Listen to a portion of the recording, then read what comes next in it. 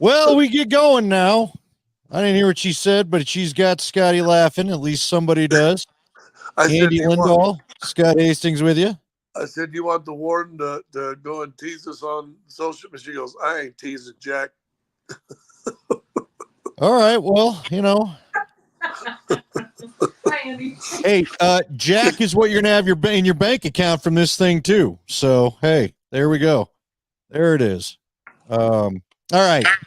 You know what? I won't lie. I've kind of had a bullshit weekend, and now we got a couple bullshit games to end it. So there, I will just start with this. Um, you've been telling me since Thursday you didn't like it. You didn't like something, and I kept pressing you on it.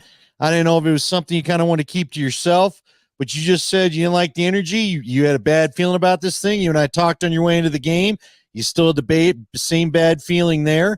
For a minute, it looked like you were going to be wrong. Matter of fact, that minute lasted a whole half in the first few minutes of the third quarter, and then it was funny is the wrong word, but I don't know what else to say, Scotty.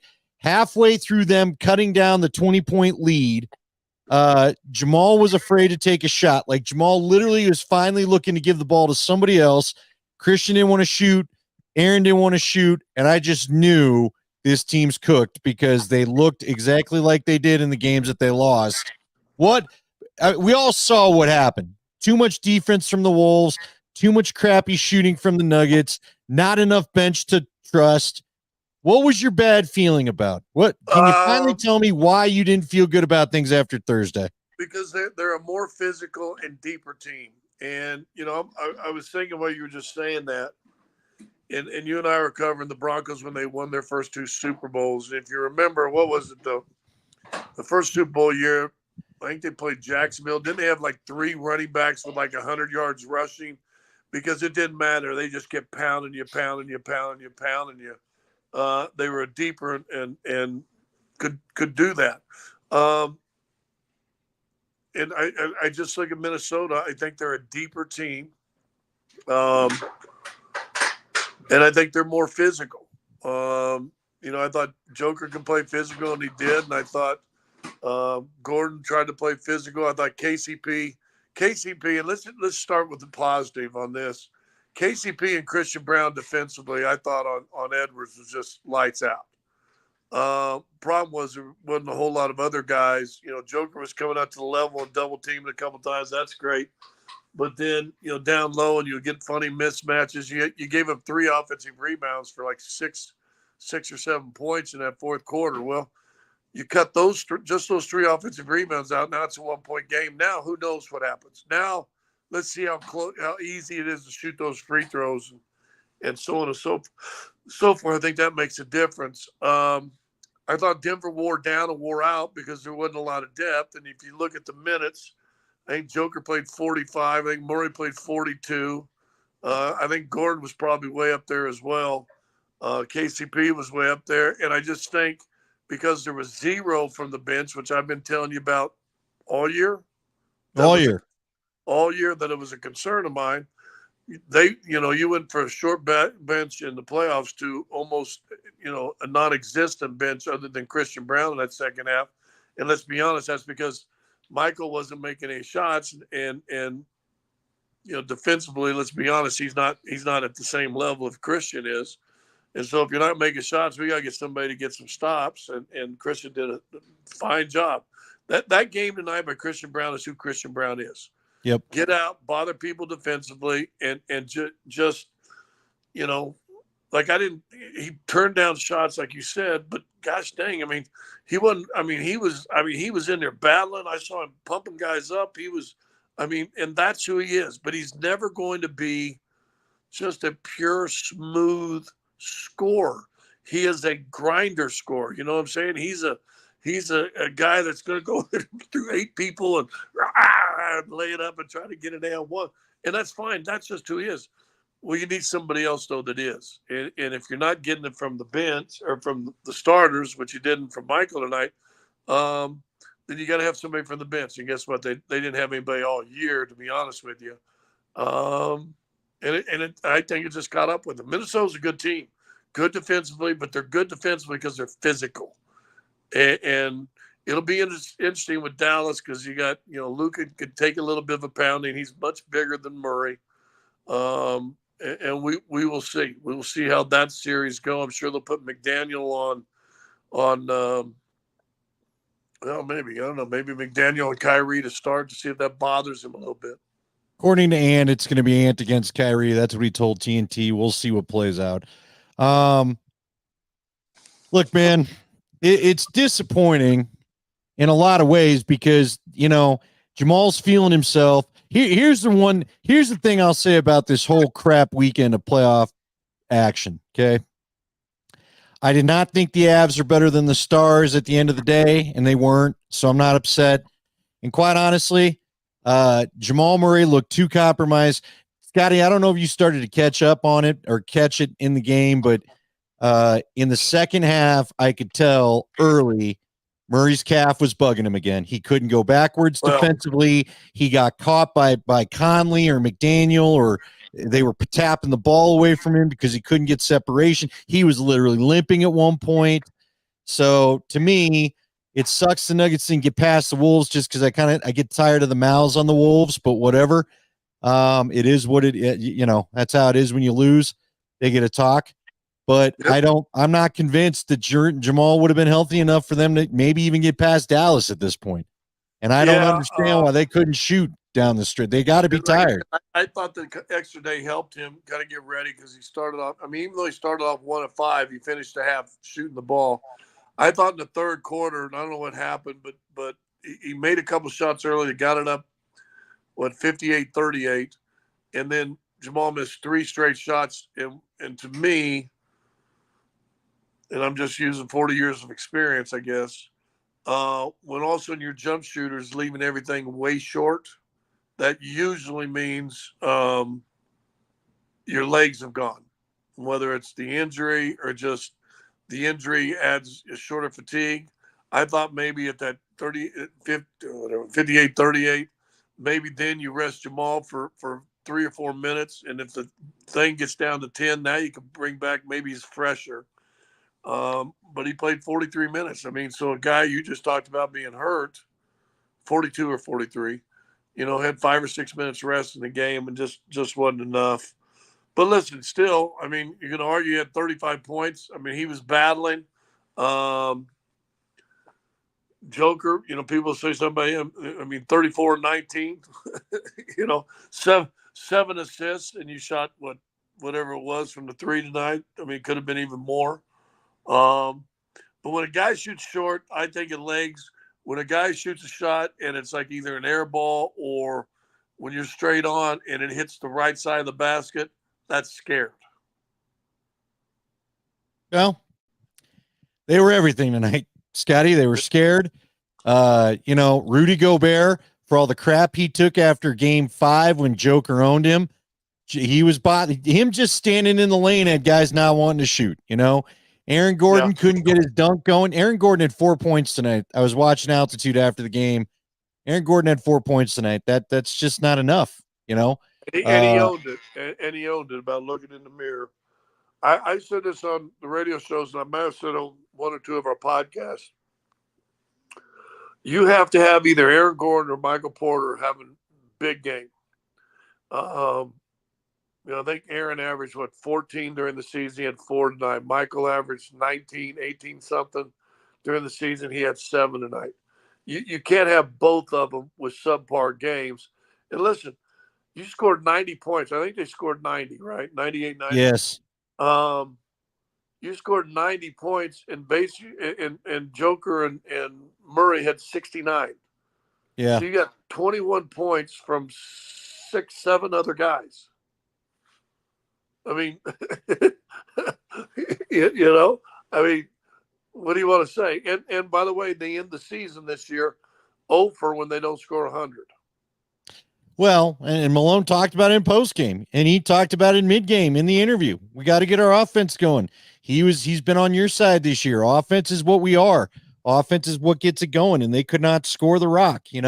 Reggie Jackson went back to being really not a non-factor, not being a guy that could really help you with some stuff. He had some passes where you just wonder what the hell's going on. And at the end of the day, Malone did not trust Peyton Watson enough to play him. DeAndre Jordan barely gets a sniff again, which I understand DeAndre is old, but they never gave Joker a break against the size in the second half.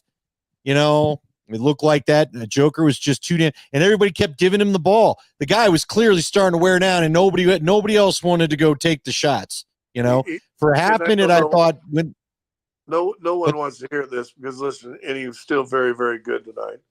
Take away the 3 points, and he's above 50% in the paint and around the basket, so he was okay. I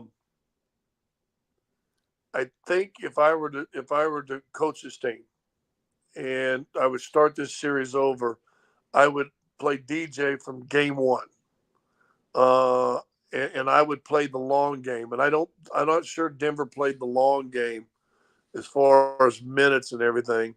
But I think you got to tell DJ, and I would tell DJ, you got 6 fouls, and dude, you're going to get 10 minutes.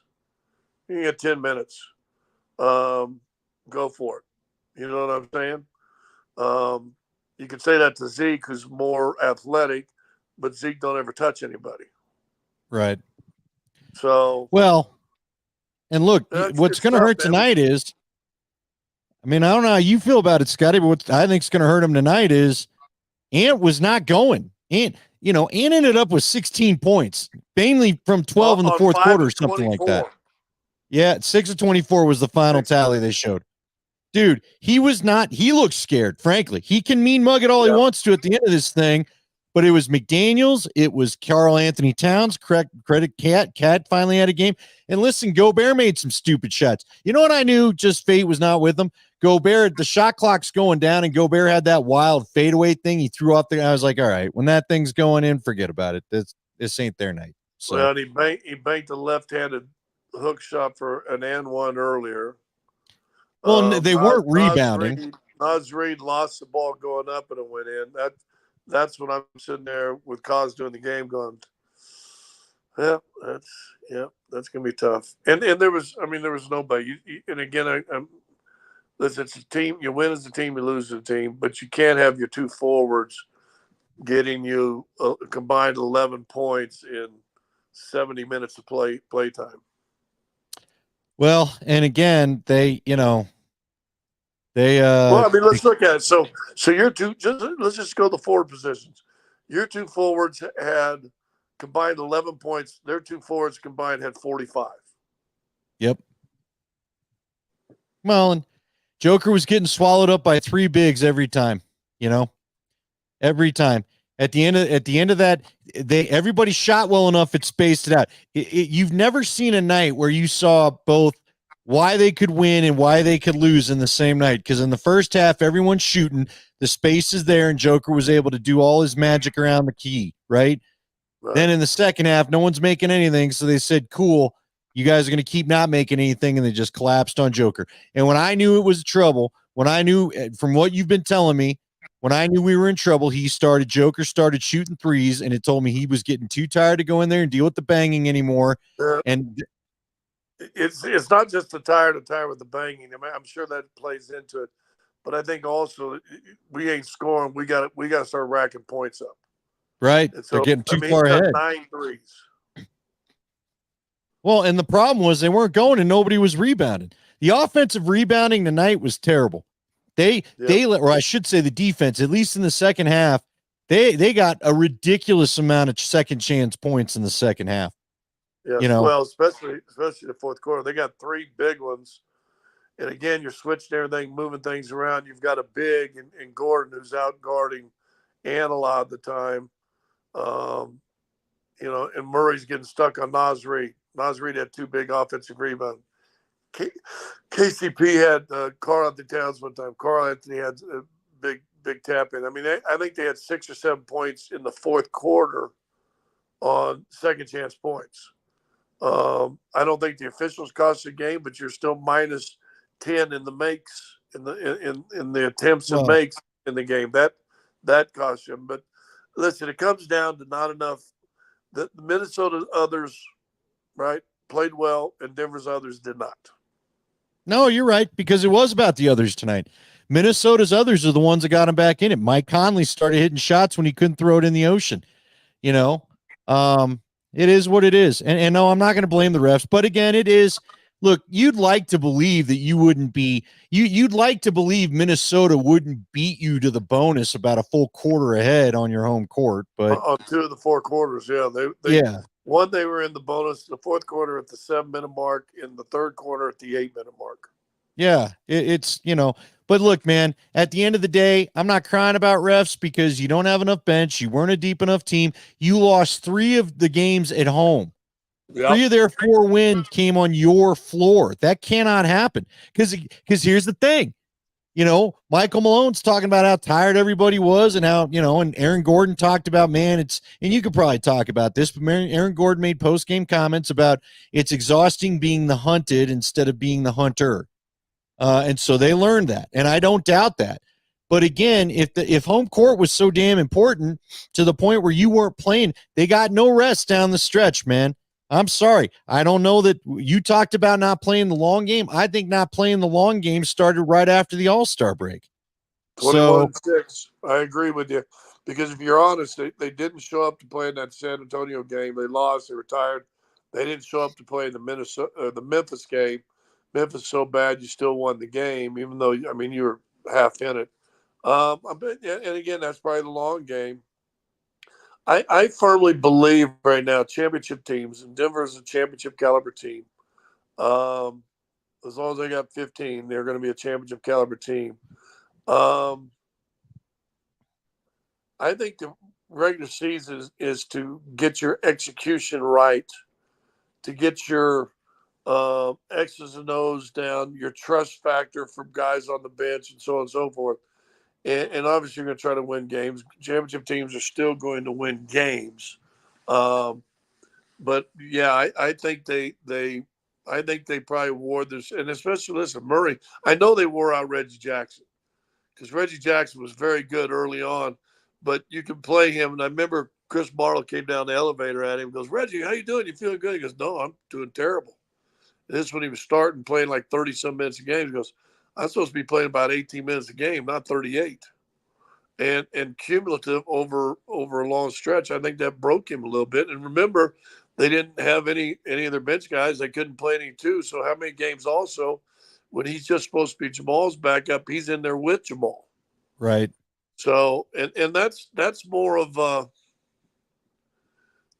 roster issue, and that'll be interesting conversation over the next 2 or 3 months, in my opinion, if we're being real honest. But don't know if I'm supposed to be real honest or not. Well, you can be as honest as you want to be. The problem, I'm with you. Look, I'll say it if you don't want to. You were locked into too much of this roster, and it's been fun and it's been great, but it feels like, I don't know. Look, to me, Aaron Gordon is not a heavy burden contract, and I still think he plays well with Joker. I think those two being the only physical presence on that team, going against about 4 or 5 physical presence, players for Minnesota, not to mention what they were dealing with the Lakers, because the Lakers got bigger too. I think those two are worn out. The Jamal thing, I don't know what to think about the Jamal thing because he's as clutch as you could want. But, man, at what point are we going to start asking, can I trust you to be healthy when I need you the most? Because that's what sucks about this year. Can I play at 38 during the regular season? Maybe his numbers need to be around 30 in the regular season. Yeah, man. And I know you want to be an all-star. Maybe I don't need you to be an all-star, bro. I need you to be a playoff all-star. And then look, the elephant in the room is the MPJ thing, because I know everybody loves MPJ, but you got to be able to do more than hit your threes. And then when you're not even hitting your threes, like tonight, he at least was getting some blocks in the first half. But I can't understand what was going on. I don't know. Not only could he not hit some of his shots, he was afraid to take his shots. And I can't pay you that much to be afraid to shoot. That's just the bottom line.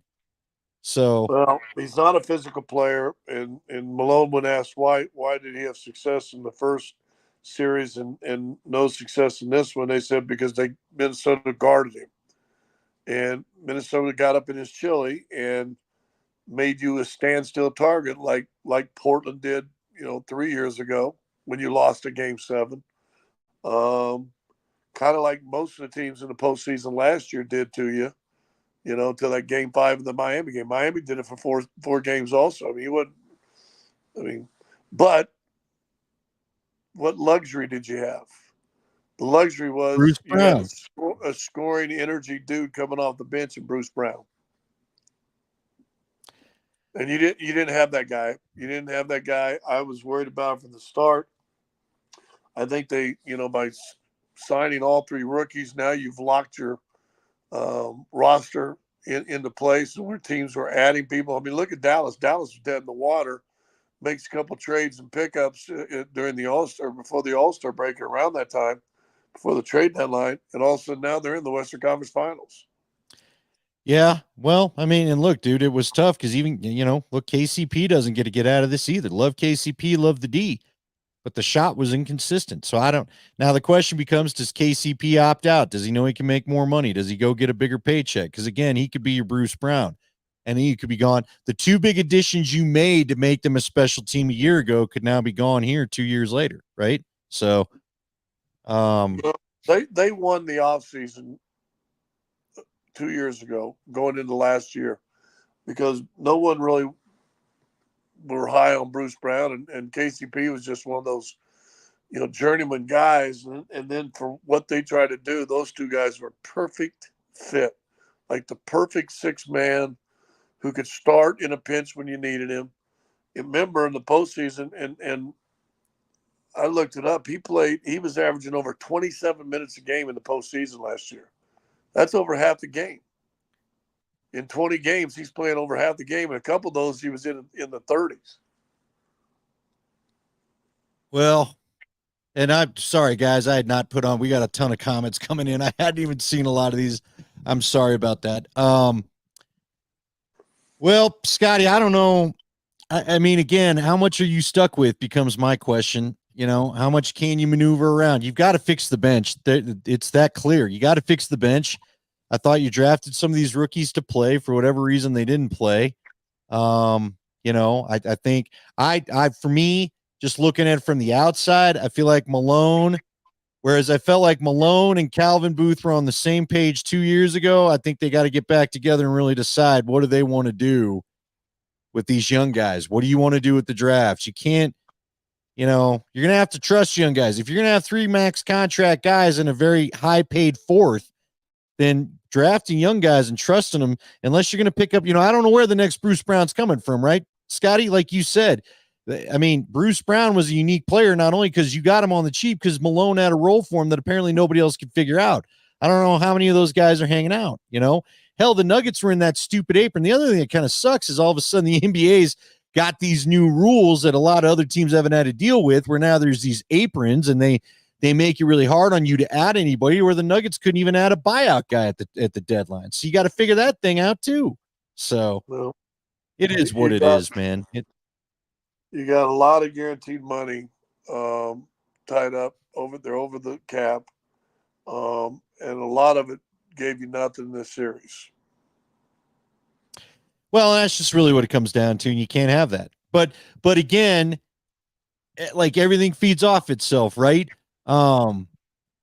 Because like you said, a lot of your guaranteed money didn't give you anything, and you can't let that happen. But did you overplay the guaranteed money during the season to where they were, the tank was on empty by this point? I don't know.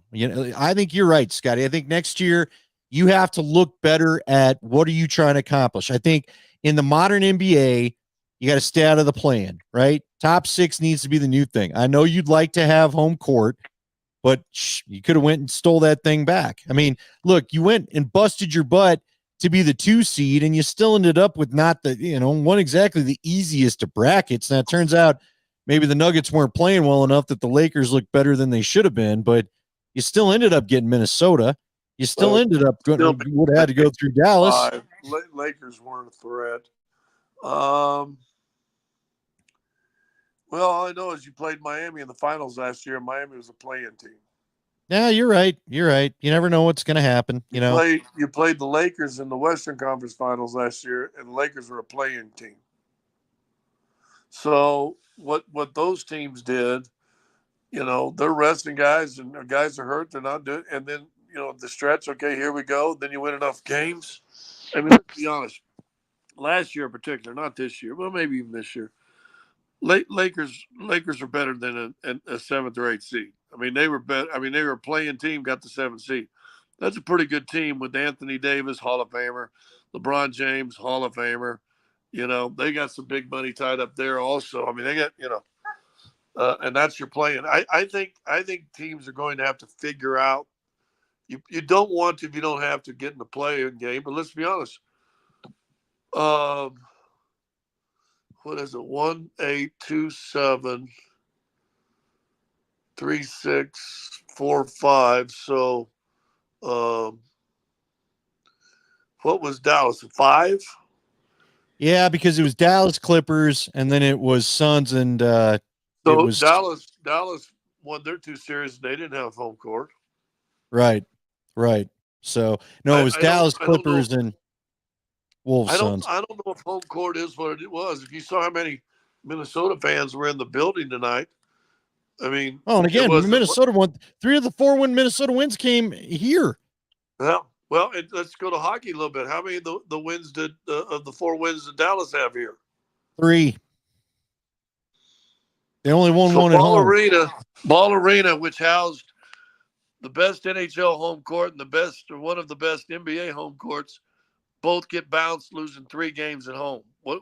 So how big is home court once it gets to postseason? Postseason, and Andy, we've been talking with the Avs about this. Postseason's different freaking beast, man. It's different style of play. You can win a lot of games. That's why I got on them 2 years ago, the year before they won the cup. Everybody was trying to get the President's Cup. Why? Right. Why? I'd rather be an okay home team, but a great road team. Because if you're winning road games during the season, that's closer to equating the postseason than just win a bunch of home games. Let me ask you this. Do they have to get bigger? Do the Nuggets have to get bigger in particular? Yes. Because you got Wembanyama, you've got the big Twin Towers in Oklahoma City, you got Minnesota with their big lineup. They just need some more size, man. They're not big enough. I was thinking about this driving home, which, by the way, CDOT, thank you. Not realizing there's games downstairs that you decide to do construction on 2 bridges. My 23-minute drive took me an hour and 5 minutes to get home. Well, that's a good time. That's what you want. Yeah, thank you. Yes, they got to get bigger and physical. Peyton Watson is the right size at 6'8", but he's too light. He got bounced around. The Lakers series even, when he bounced around. And then he starts missing shots and his head goes away. But he's too light in the britches. He needs somebody with Christian Brown's build about 6'8", because Christian's only 6'4", 6'5". He's about Ant size.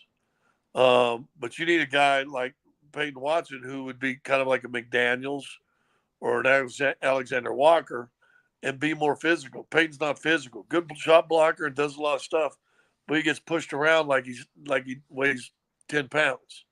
And that's Porter's problem too. I mean, he's too light. I mean, you're going to let guys 2 inches smaller than you but push you around like you aren't there?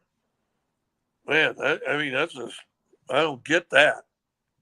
I mean, think about this. One of the toughest guys I ever played with was only 6'8", Dennis Rodman. He was a physical specimen. A rebounding leader for a reason. Beast of a defender. He would put that forearm in your back and you weren't going nowhere. You didn't move. They didn't have enough of those guys, period. They didn't have enough forearms in your back and you ain't taking me where you want to go. Plus, the other problem was it just drove me nuts how many times in this series, if Minnesota wanted to kill a full shot clock, they could and still get a decent thing out of it. Just guys were not. Especially in the second half. And even though they shot 39%. I was thinking about this on the drive home. If I were to do a simple answer for how to make the Avs and Nuggets better, I would say stronger, bigger, skilled players. Well, I will tell you this. The Avs have got to get bigger defensively. They interviewed Keith Tkachuk after the Game 6 win for Florida, and it was It was before the Avs game started Friday night.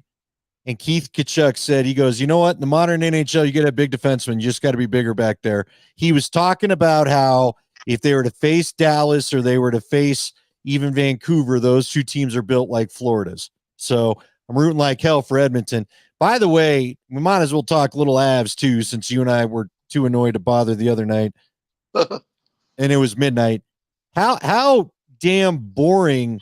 And I look, good for them. They're moving on and they may go to the Cup. But if I didn't even want to watch another game of Dallas because I didn't think the Avs could control pace of play. Without Yakov Trenin, they were not big enough to take on Dallas because now you were down to Chushkin, Trenin, and Gabe. You just didn't have enough size to deal with those guys.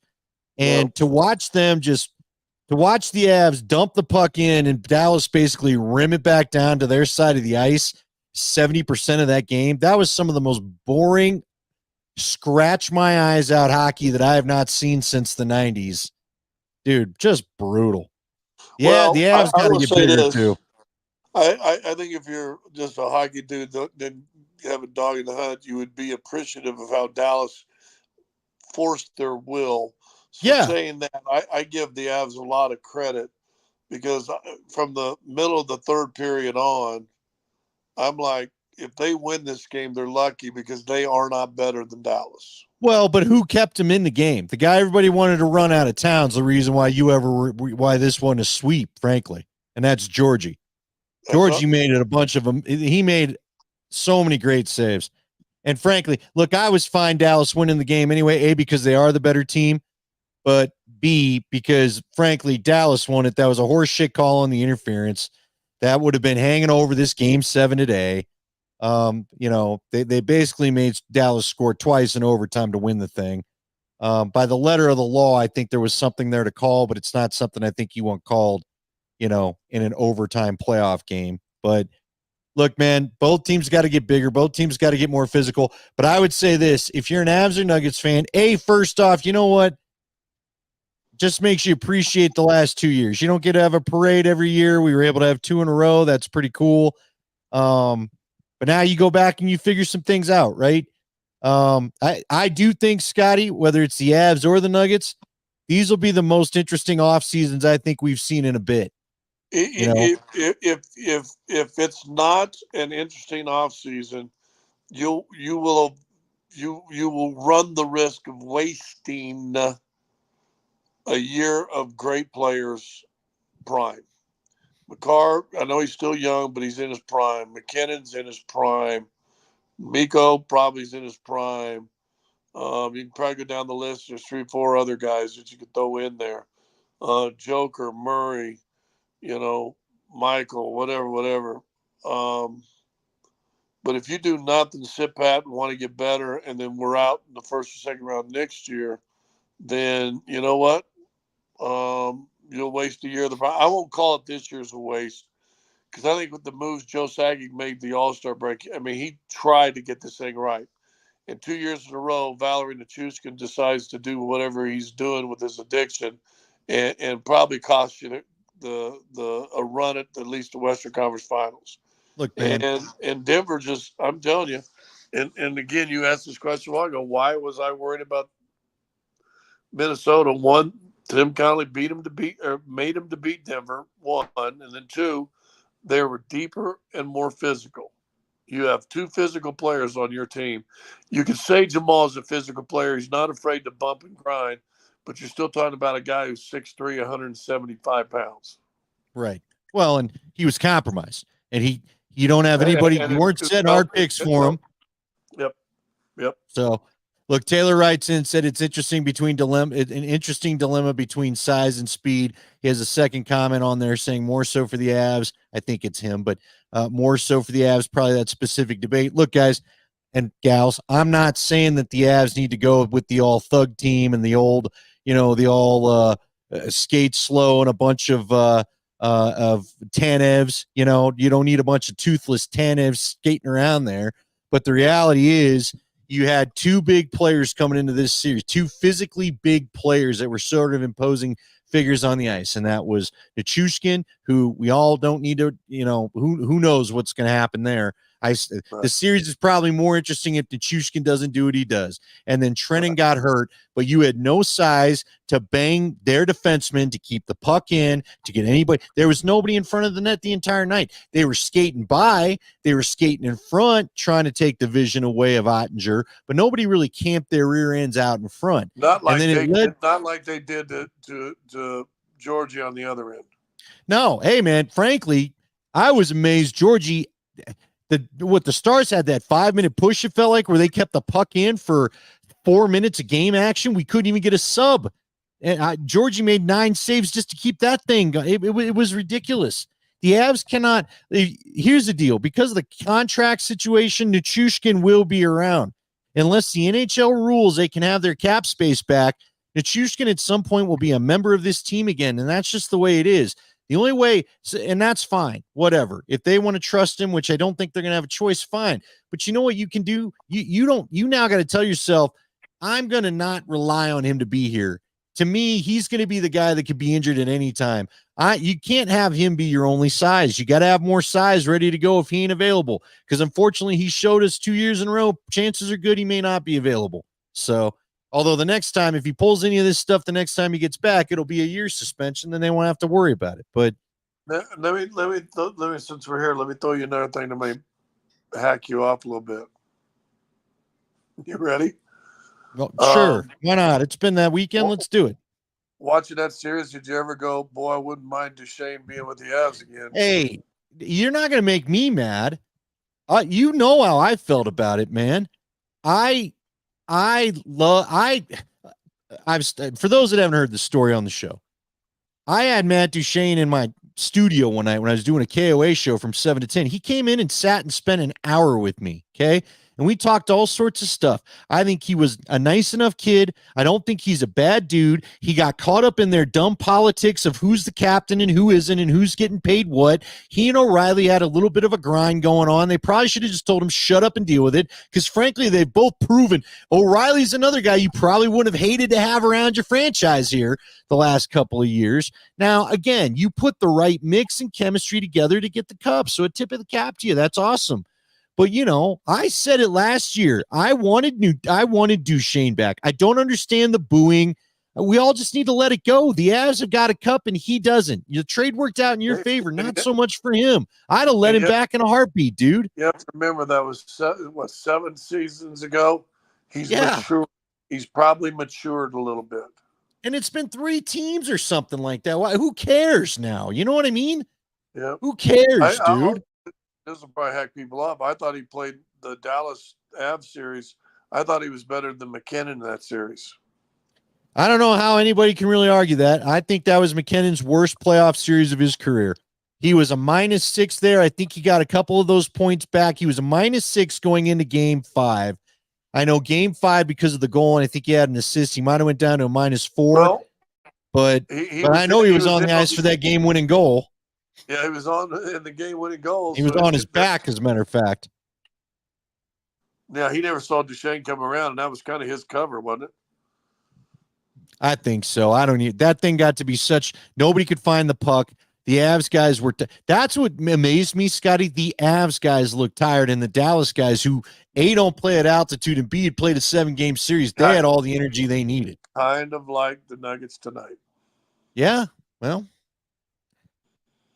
Maybe it's just time to change the mix of things up. You know, Elway played with a number of different casts in his career. I would remind everybody, John Elway, hell, even Peyton Manning. John Elway had the Three Amigos era and Sammy Winder and no offensive line. And he and the Amigos just were Mark Jackson, Vance Johnson in particular were good at creating magic.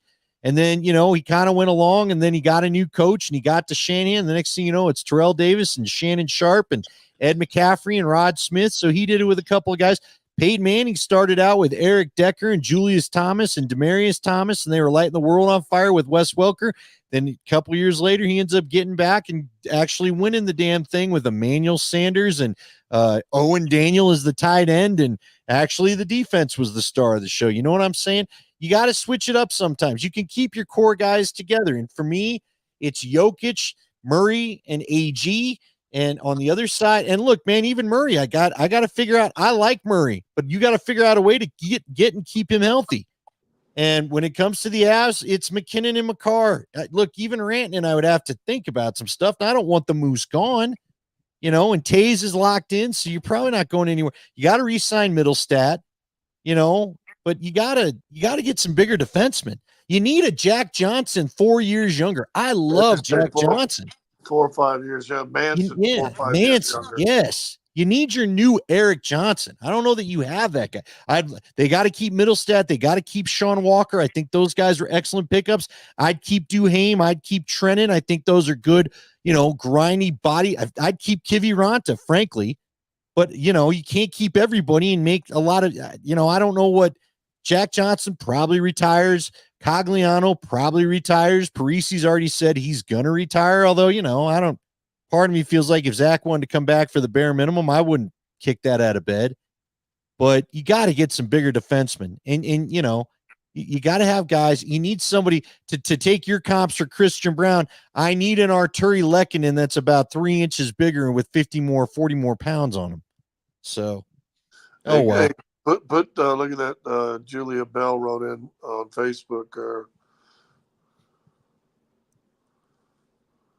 She just wants to know that if that's the first time you've dressed up, but she said, "Is this the last time we see Scott dressed up to next season?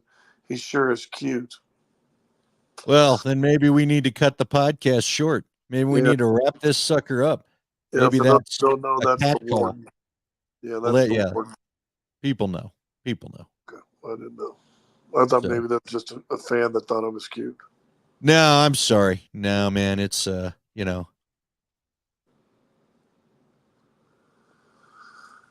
buddy, we wondered on Friday. I'm reading some of the comments, but was it going to be an epic weekend? Was it going to be a mixed bag weekend, or was it going to be a disaster? I don't think you can look at this weekend any other way as a disaster for your teams to play at Ball Arena. Absolutely. I really thought the Nuggets would get by. Disaster. I thought the Nuggets would get by. I did. I thought it'd be nip and tuck, but I thought they'd get by. You kept. I didn't want to listen to you, but I don't know. The Avs, I've just seen that too many times. DeBoer's guys are masters at what they do, and they did it again. So, la da da. Does we'll go the Avs. Does Bednar get looked at in the offseason? Or does Nichushkin and what he did to this team give everybody an out for another year? Yeah, the Bednar question's interesting. I don't have an answer for it. I like Coach. I think he coaches a fun brand of hockey to watch. Frankly, it's brought me a ton of entertainment. I can't wait for Avs games most weeks. I love watching this team. But for anybody that thinks maybe we're crazy to even bring it up, the reality is Nathan McKinnon and Jared Bednar have only been out of the second round one time, and that's the year that they've won the cup. They have not made it past the second round any other time. And I think at some point you start to wonder about that. A couple people caught Stan Kroenke staying into his suite quite late the other night. He didn't seem to want to leave. So you wonder, what are his thoughts about this whole thing? And look, dude, I'm sure if you're Jared Bednar, you don't love the fact that Pete DeBoer is now 3-0 against you in the playoffs. He has sent you home in that middle round 3 of the times. So he's done it with San Jose, he's done it with Vegas, and he's done it with now Dallas. So yeah, I think it's too soon. I just think when after you lose in a heartbreak that you tend to look, and the coach is always the easiest guy to replace. But I think they play hard for him, Scotty. I think they do play hard for him. So I just think you got to get your personnel. Look, if he's the reason why they don't have a lot of big defensemen, then I think they all got to get together and understand they don't have quite I go back to everybody got mad, including our buddy Connor, because my friend Jason Greger out of Edmonton said point blank after the trade deadline, I don't think the Avs are big enough defensively to get to even the Western Conference Finals. And everybody got all mad about it. Well, what ended up happening? Their biggest guys are older in Manson and Johnson, and they ended up being too tired to move guys at the end. So they've got it. They just got to add size. Now, when it comes to Michael Malone, no, I mean, the guy's 1 year removed. I think he squeezed everything out of this team that he could.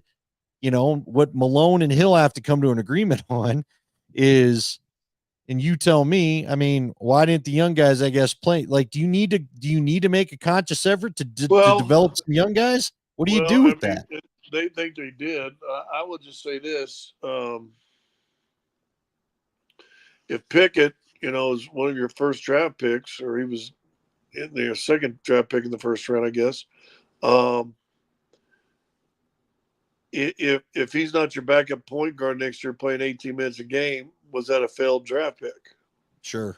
If Julian Strother, at the very least, isn't your 6 man first guy off the bench and the 2 guard / place a point like they let 2 guards do, was that a bad draft pick? You usually want to give drafts 3 or 4 years to see if they work out. But when you're in a championship window, you ain't got 3 years to wait. You don't. No, you're right. When you're trying to win a championship and you say you're in that window, you ain't got 3 years for guys to develop. You just don't. And No, I some teams may agree. not want that.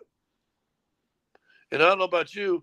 Listen, I'm a born, bred, and diehard Kansas City Royals fan. It took us 29 years in between appearances of we won the World Series, didn't make the playoffs for 29 years. And then we got to the finals and lost one, and got to the finals and won one. I'm pretty excited. But do you want to wait 47 years for the Nuggets to get back to the finals and try to win one? No. Unless, You got to take unless advantage while you got Joker, period. Yeah, unless it be Joker's grandson. Joker's grandson might be playing for the team then, and then we can see what happens. Well, and I mean, look, Scotty, I talked about the different casts around Elway and the different casts around Manning, which is still true. But guess what? Go back to the Avs 2 Cup teams. What'd they have in common? Joe Sakic, Peter Forsberg, Patrick Waugh, Adam Foote. Both teams featured those players. So to your point, yes, you can maybe try to tweak a couple things, but you got to be pedal to the floor while you got those dudes that can get it done, that are these special players, period. So I don't feel we did that this year on the basketball side, but who knows? We'll see. To me, if you got rookies that you drafted and they're all playing in the summer league going in their second year, you wasted their rookie year, didn't you? yeah. Yes, you did. Because how many? It basically, when it comes to Pickett, Strother, and Hunter, they all feel like they're going to be rookies next year because they never played. So Exactly. and now the cat's upset. Yeah, he went right over the dog. I think he went over the dog and tooted in his face. The dog was asleep on the floor. Well, and here's the thing. I'm just going to say, so our girl Danny says, I don't think the size for the D is all that it's cracked up to be. G had a great second round. Sam Girard was fine. I'm not going to go as far as great. I would also tell you, Danny, what stopped? Who was the main reason why Nathan MacKinnon was not Nathan MacKinnon? It was Tanev. Tanev was in his face all the time. And I think he intimidated Nate a little bit because Nate was not himself. So at the end of the day, physical sports require physical players. And I don't think we had enough of them, and that's why you're going to go home. So is what it is. She also brings up Zeke in another comment. I don't understand why you re-signed Zeke. You gave a wait and see answer when we talked about that at the beginning. And now I'm just kind of stuck. You can't keep waiting on Zeke to show up, right, man? I mean, you can't do it. If frankly, I don't know that you can get anything for him, but if you could just get the money off your damn books, I'd try to trade the guy. So, yeah, he's a big question mark. I just haven't seen any development. I don't see any post moves he's worked on. I'm not seeing a consistency with his shot. He's got a hitch in his giddy up. I haven't seen a smart player like handles the ball like Anderson's got the place from Minnesota's got one of the biggest hitches in his giddy up as far as the shot goes I've seen, and yet he's such a smart player that he always plays. So if you're going to have a hitch and Zeke's got a hitch in his shot, he just kind of clutches it funny. He's a big kid, but he's not physical, and he doesn't shoot well enough to be just a perimeter guy that avoids contact. I think he may not like that they play backup center, but I mean, it's a shame, to be honest with you, that he wasn't the pure backup to Gordon all year, and getting Gordon, during the regular season playing 28 to 32, and then Zeke plays the rest. That's how it should have worked out. Real quick, how many guys in an ideal rotation? 9? In the regular season, 10. 10? Yeah, 2 full teams. In the regular season, when I won a championship and then tried to defend one, they played 10 guys regularly, and then in the regular season, and then it cut down to 8 come postseason. But it felt like Minnesota could have gone 9-2 when they needed to, right? I mean, you're not necessarily Minnesota, but No, I mean, Monte Morris really didn't play much. I mean, he'd be. Well, that's true. I mean, if Monte was on this team, Denver's team this year, he'd have played a lot too. Well, it is what it is. Shoulda, woulda, coulda. All I know is now they get, now they get a true little break. So is that Sean Phillips? What's it, Sean? Who is that? Yeah, Sean. He says Sean Phillips says MPJ was a lost puppy. So how you been? Is that our buddy Sean? I guess, man. I don't know. Yes, he says yes. Sean, yeah, it's from Facebook. So yes. Hey, my brother, what's up, buddy? Good to see you out there. Thanks for finding us. So yeah, he knows you. You two know each other. I know Sean from Facebook, but I don't think I know him as well as you do. Clearly. Look at that, Sean. I got this thing going. Sean Phillips, one of the best built dudes. I don't even know how old he is. I want to say he's 50, but he might be 50 by now. That dude is built like a brick. You know what? That's my guy right there. We're hanging out on the internet. The internet's nothing but. No, he likes. He's impressed with your flexing. So. No, this is. Remember? No, that's my guy right there. Well, I'm glad he's joining. I'm glad he weighed in. It looks like he's glad to say hello. Maybe you need to have a cup of coffee. You got some time now, Scotty. Maybe you need to have some coffee with some people. Well, you know what? I will. Sean and I talk once in a while. He said, "Dude, I've seen 50." Dude, I'm telling you, go look at his Facebook page. That dude is a built mother. I mean, oh yeah. Well, I know. I'm familiar with who he is because he's commented before, and I could tell.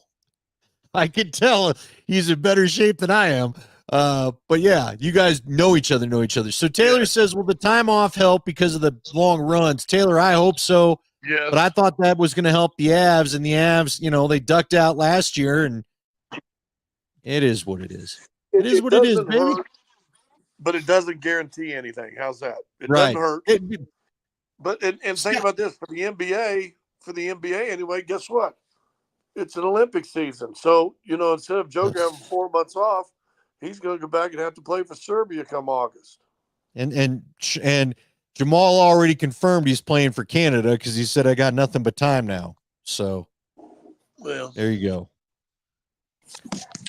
All right. What if he comes off the bench for Canada? That'd be a hell of a bench. You could have Jamal Murray come off the bench. Well, I wouldn't mind it. Selfishly, I wouldn't mind it. or maybe with Murray, it might be maybe Shea Gilgeous and Murray is your backcourt. That's a hell of a backcourt. Yeah, they both have nothing but time. So, all right, it's about 11 o'clock. You and I got to hit the air tomorrow. All right, guys. Appreciate everybody jumping in, frankly. I think this is our new podcast. We're just going to go this way, right? I don't know that it'll be on Spotify. Every now and again, we may get cheeky and throw a couple, I think every once in a while, you still got to come there and we got to do it just from your basement. Yeah, we'll sit here. Well, the man cave ain't going nowhere. Yeah. Hey, look, the warden ain't fun 24/7. You can spend an hour over here. And now that I don't get any road trips, oh Lord, oh Lord, what am I going to do? Listen, absence makes the heart grow fonder. That's an old saying for a reason. All right, well, we'll get back into this. Maybe we'll do this in a couple of days and maybe get a little shorter, but we'll keep doing it. Now we'll see. Yeah, we'll talk till we're done talking. It's our show. Ain't no rules.